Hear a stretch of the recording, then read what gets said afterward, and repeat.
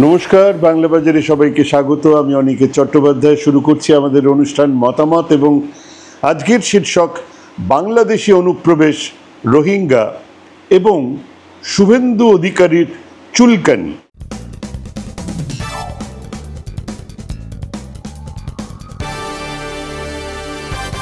এই সময়ের ভারতের রাজনীতিতে, বিশেষত পশ্চিমবঙ্গে, বাংলাদেশি অনুপ্রবেশ আর রোহিঙ্গা অনুপ্রবেশ একটা জবরদস্ত আলোচনার বিষয়, প্রায়শই উত্তপ্ত আলোচনার বিষয় হয়ে উঠেছে। এমনকি পাড়ার চায়ের দোকানেও আমি রোহিঙ্গা দেখেছি বলে একটা ফ্রি চা বাগিয়ে নিচ্ছে কেউ কেউ। এবং আছেন তো পশ্চিমবঙ্গের বিরোধী দলনেতা শুভেন্দু অধিকারী সমেত ভারতীয় জনতা পার্টির বড় মেজো সেজো ছোট একানা দুয়ানার নেতারা কথায় কথায় রোহিঙ্গা ঢুকছে। তারা এই বিষয়টা নিয়ে বারবার সরব হয়েছেন। তাদের বক্তব্য, মমতা বন্দ্যোপাধ্যায় রোহিঙ্গা ঢোকাচ্ছেন রাজ্যে।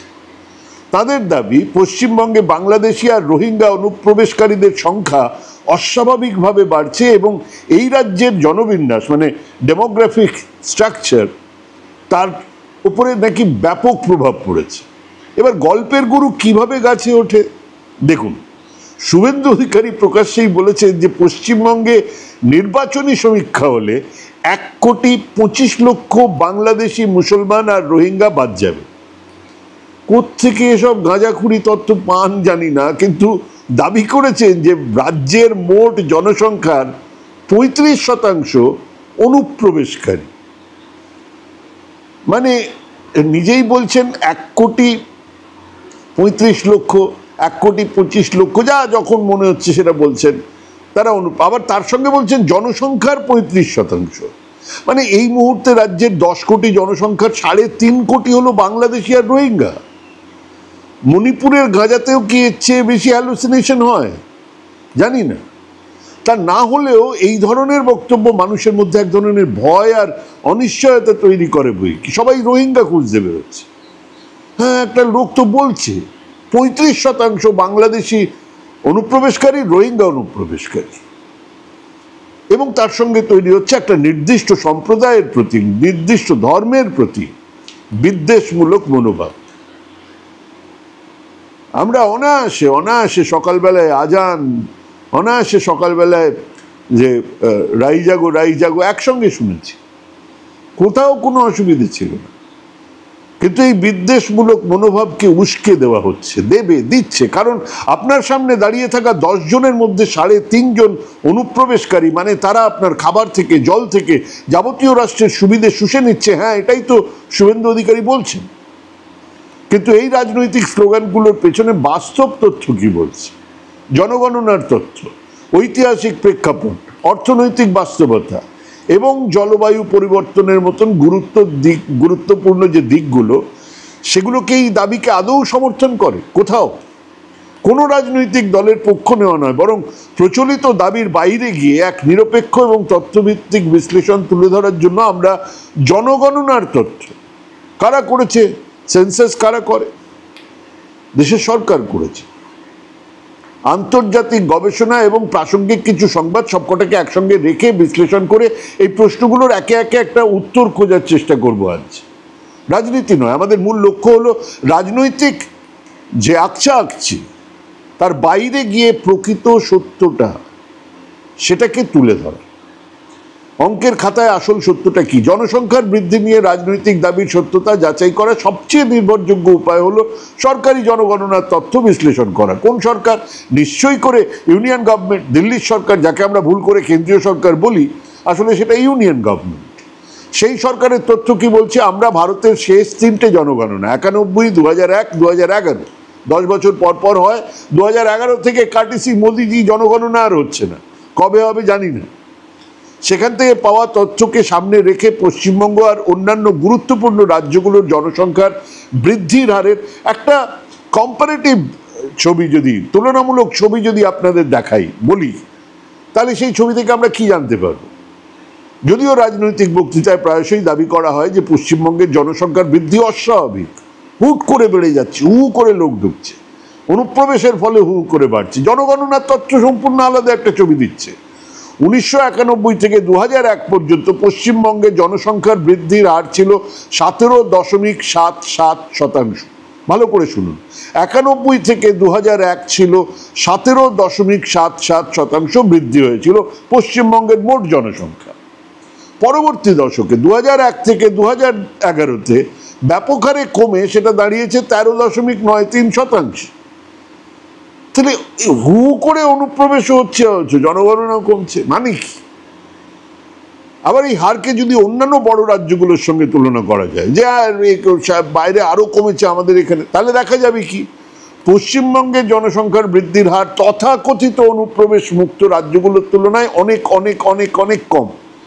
2001 থেকে 2011 বিহারের জনসংখ্যার বৃদ্ধি ছিল 25.7%, উত্তরপ্রদেশের ছিল 20.09%, মধ্যপ্রদেশে ছিল 20.30%। সারা ভারতের গড় বৃদ্ধির হার ছিল 17.6%। পশ্চিমবঙ্গের বৃদ্ধির হার জাতীয় গড়ের চেয়েও অনেকটা নিচে, 14.13% কাছাকাছি। শুভেন্দুবাবুর মাথায় প্রশ্ন জাগে না, জাগবে না, জাগার কথাও নয়, কিন্তু সাধারণ জ্ঞান বুদ্ধি থাকলেই তো প্রশ্ন জাগবে। যদি অনুপ্রবেশই পশ্চিমবঙ্গের জনসংখ্যার বৃদ্ধির মূল কারণ হয়, তাহলে এই রাজ্যের বৃদ্ধির হার বিহার বা উত্তরপ্রদেশের চেয়ে বেশি হওয়া উচিত ছিল। কিন্তু জনগণনার তথ্য বলছে ঠিক উল্টো কথা। পশ্চিমবঙ্গের জনসংখ্যা বৃদ্ধির হার কমে আসার এই প্রবণতা একটা স্বাভাবিক জনমিতিক পরিবর্তন, ডেমোগ্রাফিক চেঞ্জের ইঙ্গিত দিচ্ছে, যে কমছে, যেখানে জন্মহার কমে আসছে। এবং এই সিদ্ধান্তে আসা যায় যে অনুপ্রবেশের নামে যে হইচই করা হচ্ছে তার কোনো ভিত্তিই নেই, এক ফোঁটাও ভিত্তি নেই। মানে এরকম হয় যে খানিকটা আছে বাড়িয়ে বলা হচ্ছে, না, কিছুই নেই, সবটাই শেয়ালের হুক্কা হুয়া। এটা একটা 100% রাজনৈতিক দাবি, যা পুরোপুরিভাবে কেবল জনগণনার তথ্য সামনে রাখলেই মিথ্যে বলে সেটা বোঝা যায়। এবারে আসুন, অনুপ্রবেশ কেন হয় সেই প্রশ্নটার উত্তর খুঁজি। তার পেছনের আসল কারণগুলো কি? অনুপ্রবেশ শব্দটাকে প্রায়শই সব জায়গাতেই এক রাজনৈতিক বা জাতীয় নিরাপত্তার সমস্যা হিসেবে তুলে ধরা হয়। দুনিয়ার সমস্ত রাইটিস্ট গভর্নমেন্ট, সমস্ত দক্ষিণপন্থী সরকার এই কাজটা করেন। কিন্তু বাস্তবতা হলো অনুপ্রবেশ একটা অত্যন্ত জটিল মানবিক সংকট, যা নানান ঐতিহাসিক, অর্থনৈতিক, পরিবেশগত কারণে ঘটে থাকে। গতকাল পর্যন্ত যা আমার দেশ ছিল, যে খেলার মাঠে আমি খেলেছি, যে জমিতে চাষ করেছি, যে বাড়িতে থেকেছি, যে স্কুলে পড়াশুনো করেছি, একটা চুক্তির ভেতর দিয়ে সেই জমি, সেই ভূখণ্ড যদি বিদেশ হয়ে যায়, তাহলে আদতে কি, সেটা কি? তাহলে তা বোঝার ক্ষমতা ওই গুজরাটের অমিত শাহের বা মধ্যপ্রদেশের কৈলাস বিজয়বর্গীয় থাকার কথা নয়, শুভেন্দু অধিকারীরও থাকার কথা না। অনুপ্রবেশ বিষয়টা 1947 সালে দেশভাগ, 1971 সালের বাংলাদেশের মুক্তিযুদ্ধের সঙ্গে অঙ্গাঙ্গিভাবে যুক্ত। এগুলোকে আলোচনা না করে কেবল অনুপ্রবেশ নিয়ে আলোচনা করা যায় না। দেশভাগের পরে সাম্প্রদায়িক সহিংসতার কারণে লক্ষ লক্ষ হিন্দু পূর্ব পাকিস্তান থেকে, বর্তমান বাংলাদেশ থেকে ভারতে এসেছেন, এটা ঘটনা। এখান থেকেও গেছে, একই রকম হিংসা এখানেও হয়েছে। এর পরবর্তী সময় 1971 সালের বাংলাদেশের স্বাধীনতা যুদ্ধের সময় 10 লক্ষ বাঙালি রাজনৈতিক ধর্মীয় নিপীড়নের শিকার হয়ে পশ্চিমবঙ্গে এসেছেন। এবার সেবার কিন্তু 71-এ কিন্তু কেবল হিন্দু আসেননি, হিন্দু মুসলমান সবাই এসেছেন। এবং অন্যান্য প্রতিবেশী ভারতীয় রাজ্যে তারা আশ্রয় নিয়েছেন, ত্রিপুরায় নিয়েছেন। এই ঐতিহাসিক ঘটনাগুলোর ফলে সীমান্ত বরাবর এক স্বাভাবিক চলাচল তৈরি হয়েছে, ওপার থেকে এপারে যাওয়া, এপার থেকে ওপারে আসা। জাহাজও সম্পূর্ণ বন্ধ হয়নি, বন্ধ হওয়া সম্ভব নয়। অর্থাৎ অনুপ্রবেশের বিষয়টা কোনো সাম্প্রতিক ঘটনা নয়, বরং একটা দীর্ঘস্থায়ী সমস্যার ফল। এর পেছনে আছে অর্থনৈতিক, পরিবেশগত চালিকা শক্তি, পুশ এবং পুল ফ্যাক্টর। অনুপ্রবেশের পেছনে সবচেয়ে বড় কারণগুলো হলো অর্থনৈতিক এবং পরিবেশগত। আন্তর্জাতিক পরিভাষায় এগুলোকে পুশ এবং পুল ফ্যাক্টর হিসেবে ব্যাখ্যা করা হয়। পুশ ফ্যাক্টরটা কি? যা মানুষকে ঠেলে পাঠায়। একটা সময় পর্যন্ত বাংলাদেশের গ্রামীণ অঞ্চলে দারিদ্র্য, বেকারত্ব, জমির অসম বন্টন, অর্থনৈতিক বৈষম্য ব্যাপক আকার ধারণ করেছিল। অনেক দরিদ্র মানুষের কাছে নিজেদের দেশে জীবন ধারণ করা কঠিন হচ্ছিল। তাদের কাছে সীমান্ত পার হয়ে ভারতে আসাটাই একমাত্র নিরাপদ বিকল্প ছিল। হ্যাঁ, এই অর্থনীতির মানে এক দেশের খারাপ অর্থনীতি কিছু মানুষকে অপেক্ষাকৃত ভালো অর্থনৈতিক দেশের দিকে ঠেলে দেয়। কেউ পারলে আমেরিকা যাচ্ছে, কেউ পারলে ভারতে আসছে, কেউ পারলে ইউরোপে যাচ্ছে, কেউ পারলে ত্রিপুরায় ঢুকে পড়ছে। সারা বিশ্বে এটা সত্যি। দ্বিতীয় হচ্ছে জলবায়ু পরিবর্তন, অনুপ্রবেশের আর একটা গুরুত্বপূর্ণ এবং প্রায়শই উপেক্ষিত কারণ। জলবায়ু পরিবর্তন কিরকম? বাংলাদেশের মতন নিচু দেশ, প্রাকৃতিক দুর্যোগ বেড়ে গেছে, ঘন ঘন বন্যা, নদী ভাঙন, সমুদ্রতলের সি লেভেলের উচ্চতা বেড়ে যাওয়া, কৃষি জমিতে লবণাক্ত নুন জমা হচ্ছে, লক্ষ লক্ষ মানুষ ভিটেমাটি হারাচ্ছে। ওয়ার্ল্ড ব্যাংকের অনুমান অনুযায়ী এই জলবায়ুর কারণে 2050 সালের মধ্যে 2 কোটি মানুষ সারা পৃথিবীতে অভ্যন্তরীণভাবে তারা বাস্তুচ্যুত হবে, এবং হলে তারা কোথায় যাবে? পাশের কোথাও, পাশের কোনো দেশে। এই জলবায়ু শরণার্থীরা প্রথমে শহরের দিকে, যেরকম ঢাকাতে পাড়ি দিলেন, তারপরে ঢাকাতেও পর্যাপ্ত সুযোগ না পেয়ে প্রতিবেশী দেশে চলে এলেন, প্রতিবেশী দেশেও যদি সুযোগ না থাকে তারও বাইরে চলে যাবেন। এরপরে আছে পুল ফ্যাক্টর, অর্থাৎ মানুষকে যা আকর্ষণ করে। ভারতের অপেক্ষাকৃত ভালো অর্থনৈতিক সুযোগ এবং উন্নত জীবনযাত্রার সম্ভাবনা অনেক মানুষকে আকর্ষণ করে। আগে থেকে ভারতে স্থাপন করা স্বজনদের একটা বিশাল নেটওয়ার্ক থাকায় নতুন আগতদের এখানে নিজেদের জায়গা করে নেওয়া সহজ হয়। আবার ধরুন ডাঙ্কি সিনেমা, গুজরাট থেকে আমেরিকা যাবার নিষ্ঠুর পদ্ধতি, কারণ এই পুল ফ্যাক্টর, ওদের সব আছে। তারপর মোদিজির দেশের লোকজনদের হাতকড়া পরিয়ে বেঁধে দেশে পাঠানো হচ্ছে। এই বিশ্লেষণ থেকে এটা স্পষ্ট বলা যায় যে অনুপ্রবেশকে শুধুমাত্র অবৈধ বা জাতীয় নিরাপত্তার দৃষ্টিকোণ থেকে যারা দেখে সেটা একটা সংকীর্ণ দৃষ্টিভঙ্গি। এরকমভাবে শুভেন্দু অধিকারী দেখে, মোদি শাহ দেখে, ট্রাম্প সাহেব এভাবে দেখে, বোলসোনারো এভাবে দেখত। অধিকাংশ অনুপ্রবেশকারী কোনো রাজনৈতিক বা ধর্মীয় উদ্দেশ্য নয়, বরং নিছক বেঁচে থাকার তাগিদে, পেটের জন্য, দারিদ্র, প্রাকৃতিক দুর্যোগের হাত থেকে বাঁচতে সীমান্ত পার করেন। প্রাকৃতিক দুর্যোগও কাদের ওপরে আছড়ে পড়ে? গরিব মানুষের উপরে। এটা কোনো ষড়যন্ত্র নয়, একটা জটিল মানবিক এবং পরিবেশগত সংকট যা রাজনৈতিক প্রবঞ্চনার শিকার হচ্ছে। এবারে আসুন 3 নম্বর প্রশ্ন, ডেমোগ্রাফিক পরিবর্তন। সত্যি কি মুসলমানদের জনসংখ্যা এমন হারে বাড়ছে যাতে করে তারা আর কবছর পরে ভারতে হিন্দু জনসংখ্যাকে ছাপিয়ে চলে যাবে? আর রাজনৈতিক নেতারা প্রায়শই এরকম দাবি করেন। মুসলমান জনসংখ্যা নাকি এমন হারে বাড়ছে অদূর ভবিষ্যতে সেটা হিন্দু জনসংখ্যাকে ছাড়িয়ে চলে যাবে, যা ভারতের জনবিন্যাসকে বদলে দেবে। জনগণনার তথ্য এই দাবিকেও সমর্থন করে না। 2001 থেকে 11 সালের জনগণনা অনুযায়ী সারা দেশে হিন্দুদের জনসংখ্যার হার 0.7% কমে 79.8% দাঁড়িয়েছে। একই সময়ে মুসলমানদের জনসংখ্যার হার 0.8% বেড়ে 14.2% হয়েছে। এই পরিবর্তন খুব সামান্য। এরপর থেকে কমা শুরু হয়েছে, এবং গুরুত্বপূর্ণ বিষয় হলো সব ধর্মের মানুষদের ক্ষেত্রে জনসংখ্যার বৃদ্ধির হার কমে আসছে। 2001 থেকে 11 হিন্দুদের জনসংখ্যার বৃদ্ধির হার দাঁড়িয়েছে 16.8%। আগের দশকে যেটা ছিল 19.92%, অর্থাৎ কমেছে। কতখানি কমলো? কম বেশি 3% কমেছে। মুসলমানদের ক্ষেত্রে একই প্রবণতা দেখা গেছে। তাদের বৃদ্ধির হার 1991-2001 যেটা 29.52% ছিল, সেখান থেকে কমে 24.6%। কত কমলো? 5%। তার মানে হিন্দুদের বৃদ্ধির হার 3% করে কমছে, মুসলমানদের বৃদ্ধির হার 5% করে কমছে। এটা গত 6 দশকে মুসলমানদের জনসংখ্যার বৃদ্ধির হারের সবচেয়ে বড় পতন, এবং যদি এবারে এখন দেখা হয় তাহলে এটা আরো বেশি পড়েছে। এই প্রবণতা থেকে স্পষ্ট যে মুসলমানদের জনসংখ্যার বৃদ্ধির হারের উচ্চতা কমে আসছে। পিউ রিসার্চ সেন্টারের রিপোর্ট বলছে 2001 থেকে 11 দশকে পশ্চিমবঙ্গে হিন্দুদের জনসংখ্যার হার 2% কমে 71%, মুসলমানদের হার 2% বেড়ে 27% দাঁড়িয়েছে। কিন্তু এই পরিবর্তন জাতীয় গড়ের চেয়ে সামান্য কিছুটা বেশি। ওই যে মুসলিমদের সংখ্যা হিন্দুদের ছাড়িয়ে যাবে, এই প্রচলিত ধারণা যে ভ্রান্ত, তা কি করে বুঝি? এবং বিশেষ করে এমন একটা সময় যখন রাজনৈতিক নেতারা মুসলমানদের জনসংখ্যার বৃদ্ধির উচ্চ হারকে ব্যবহার করে সেই কথাগুলো বলে একটা ভয়ের পরিবেশ তৈরি করছে, একেবারে একটা কমিউনাল প্রচার। যেহেতু মুসলিমদের বৃদ্ধির হার ব্যাপকভাবে কমে আসছে, হিন্দুদের থেকে বেশি দ্রুত কমে আসছে, তাই জনসংখ্যা বৃদ্ধির হারে পার্থক্য সময়ের সাথে সাথে আরও কমতে থাকবে। এর থেকে বোঝা যায় যে মুসলমানদের জনসংখ্যা হিন্দুদের ছাড়িয়ে যাবে, এই দাবিটা সম্পূর্ণভাবে অবৈজ্ঞানিক এবং অসত্য। তবে দূরাত্মার তো ছলের অভাব হয় না।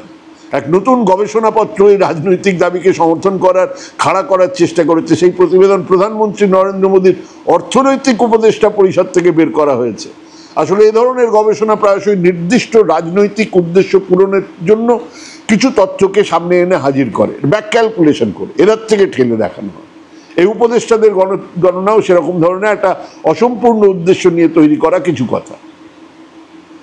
পশ্চিমবঙ্গের সীমান্তবর্তী জেলাগুলো মুর্শিদাবাদ, মালদা, উত্তর দিনাজপুর, 24 পরগনা, মানে আমি উত্তর 24 পরগনার কথা বলছি, বিশেষ করে মুসলমান জনসংখ্যার বৃদ্ধির হার বেশি ছিল। তবে এই পরিবর্তনের কারণ কেবলমাত্র অনুপ্রবেশ নয়, আর্থসামাজিক কারণ। মুসলমান সম্প্রদায়ের মধ্যে সাক্ষরতার হার বৃদ্ধি, সেই অনুপাতে জন্মহার কমে আসার প্রক্রিয়া কিছুটা সময় তো লেগেছে। ঠিক যে কারণে আমাদের পশ্চিমবঙ্গে জনসংখ্যার হার যেভাবে কমছে তার চেয়েও বেশি কমছে কেরালায়, কিন্তু তার চেয়ে অনেক বেশি বাড়ছে উত্তরপ্রদেশে, অনেক বেশি বাড়ছে বিহারে। সেটা কি মুসলমানদের জন্য? না, দারিদ্র্যের জন্য। আর সেই কারণে এই জনসংখ্যার পার্থক্য দেখা যায়। এটা একটা প্রাকৃতিক জনমিতিক প্রক্রিয়া, একটা ডেমোগ্রাফিক প্রসেস, যাকে রাজনৈতিক উদ্দেশ্যে অতিরঞ্জিত করা হচ্ছে। এবং শেষে এসে দেখা যাক এই রোহিঙ্গা অনুপ্রবেশ সেটা কি একটা আতঙ্ক না মানবিক সংকট? রোহিঙ্গা কি? রোহিঙ্গা সংকট একটা আন্তর্জাতিক মানবিক বিপর্যয়। মিয়ানমারে জাতিগত নিপীড়নের শিকার হয়ে লক্ষ লক্ষ রোহিঙ্গা গৃহহীন হয়েছেন এবং ফলস্বরূপ তারা প্রতিবেশী দেশ বাংলাদেশে এসছেন এবং তারপরে সেখান থেকে ভারতে আশ্রয় নিতে তারা বাধ্য হয়েছে। সরকার এটা জানেন। সরকার রোহিঙ্গাদের জন্য দিল্লিতে আলাদা করে বসবাসের জায়গা করেছেন, তাদের পড়াশুনো করানো হচ্ছে, তারা যাতে কিছু কাজ করে খাওয়া দাওয়া করতে পারে, মানে রোজগার করতে পারেন, তার ব্যবস্থা করেছে সরকার। করছে, এই সরকারই করছে। আর এখানে শুভেন্দু অধিকারী চিৎকার করছেন রোহিঙ্গা রোহিঙ্গা।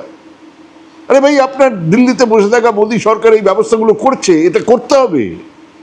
এই সংকটকে রাজনৈতিক নেতারা যেভাবে উপস্থাপন করেন, মানে দিল্লিতে একরকম এখানে একরকম, তার সঙ্গে বাস্তবতার বিরাট ফারাক রয়েছে। তথ্য কি বলছে? সরকারি তথ্য বনাম রাজনৈতিক দাবির মধ্যে ফারাক কতটা? কেন্দ্রীয় সরকার 2017 সালে সুপ্রিম কোর্টের এক হলফনামা পেশ করে জানাচ্ছে যে ভারতে আনুমানিক 40,000 রোহিঙ্গা অনুপ্রবেশ করেছে। যে কে জানাবে এটা? স্বরাষ্ট্রমন্ত্রকের মাথায় কে বসে রয়েছে? ছোটা মোটা ভাই অমিত শাহ। তিনি বলছেন 40,000 রোহিঙ্গা অনুপ্রবেশ করেছে। সংখ্যাটা কম নয়, কিন্তু শুভেন্দু অধিকারী বলছেন 1,25,00,000, 35% অনুপ্রবেশকারী। কিসের? এই বিশাল পার্থক্য প্রমাণ করে যে রাজনৈতিক নেতারা আসলে একটা মানবিক সংকটকে নিজেদের রাজনীতির রুটি শেখার জন্য ফুলিয়ে ফাঁপিয়ে মানুষের মধ্যে এক রোহিঙ্গা আতঙ্ক তৈরি করছে। এই ইস্যু নিয়ে কেন্দ্র এবং রাজ্যের মধ্যে রাজনৈতিক চাপানুতোর কম নয়। কেন্দ্রীয় স্বরাষ্ট্রমন্ত্রী অমিত শাহ অভিযোগ করছেন পশ্চিমবঙ্গের তৃণমূল কংগ্রেস সরকার সীমান্ত সুরক্ষায় বাধা দিচ্ছে এবং অনুপ্রবেশকারীদের আধার ও ভোটার কার্ড পেতে সাহায্য করছে। অন্যদিকে মুখ্যমন্ত্রী মমতা বন্দ্যোপাধ্যায় পাল্টা অভিযোগ করছেন যে সীমান্ত সুরক্ষার দায়িত্বে থাকা কেন্দ্রীয় সরকারই অনুপ্রবেশ রুখতে ব্যর্থ হচ্ছে।